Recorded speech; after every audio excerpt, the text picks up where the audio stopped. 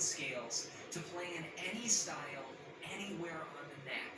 And I want to give it to you completely for free. Just go to johnmclennan.com/fretboard guide or use the first link down below. And this is going to tie in exactly with what we're learning in today's video with these chord shapes and being able to play off of the chords, which is really the way that B.B. King is thinking about this. So let me play you the video and then let's break it down.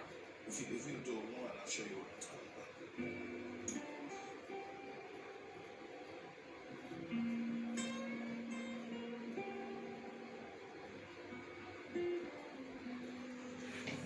Then the five.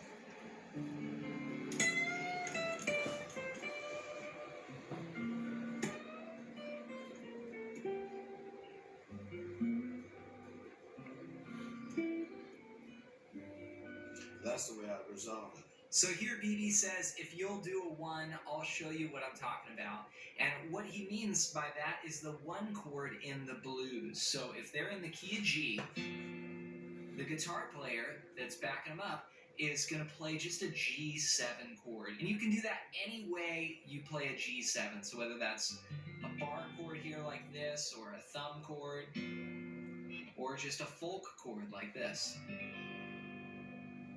So over that G7, the backing guitarist plays this, and then B.B. goes and plays just this super iconic B.B. King lick. This is one of the most used B.B. King licks. He loves this one. And what it is the third fret here on the second string, and then you go to the third fret on the first string. And it's coming right off of that G7 chord. Then he slides to the same note, just on a different string. So this is the note G, which is the root note, and then this is the note G if you play the 8th fret on the second string. So you get this sound of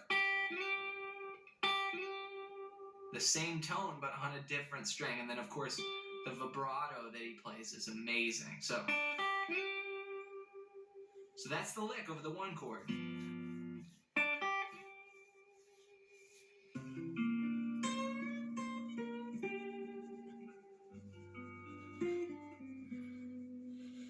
Then they go to the 4 chord, and B.B. plays. So that's a blues bend there on the 8th fret. It's a tough bend because it's just with one finger here. 8 bends up, then go to natural 8, then 11 on the second string, then back to that 8th fret on the second string. And that's your blues scale. It's pentatonic, but when you bend it, it's a total blues sound. You know, that's over the 4 though. So it's G blues scale over the 4 chord. Then he goes back to the 1, and here he resolves it like this. So that's like trying to get to this note here, because they were up here for the 4, and then back to the major third, this chord tone of the G7. So the notes that are played to resolve it here are the 6th fret on the second string, then to the 3rd fret, then go to the 3rd string and play 5-4. That's finishing there on that note right in the G7 chord. Then the 5.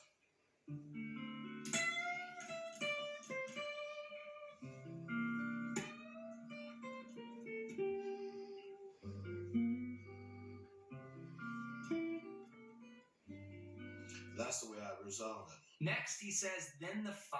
So the 5 chord here is D7. You take that same chord you played for G7, bring it up here, and B.B. plays. So he's bending the 12th fret there on the first string, then to natural, then 10, 13 on the second string, back to 10 on first string. Then goes down to the 4 chord, and BB does a similar thing. Again, bending. This time, just 2 frets lower. Think about it like this. If you had the D chord and you dropped it down 2 frets, well, why can't you just drop a riff down? That's what he did. So here it is on the 5 chord, and then on the 4 chord, here he does a little variation. Here he plays 8, then this is 11, and walk down 10, 8.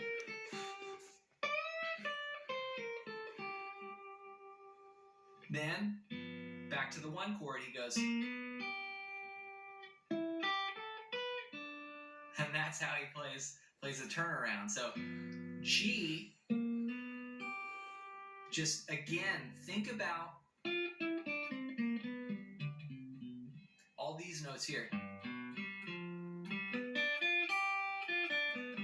which are your chord tones for a G7. So that's all he's doing, is so elegantly going from the 4 chord. You can hear it in what he's playing. You can hear the chord changes. It's not just a scale. It's not just a pentatonic. It's not just blues. BB's not thinking about that. He's playing the changes. Here he goes. That is not blues scale or pentatonic. It's going. It's really playing off the chord. So this is 5 here, just part of this chord. We're on the 4 chord here in the turnaround. So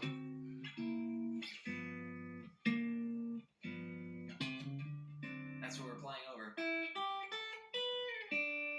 So there he goes, 5 on the 2nd string, then 3, 5, 7 on the 1st string, and that's da-da-da-da, and then there, that's setting you up for the 5 chord there. So all together.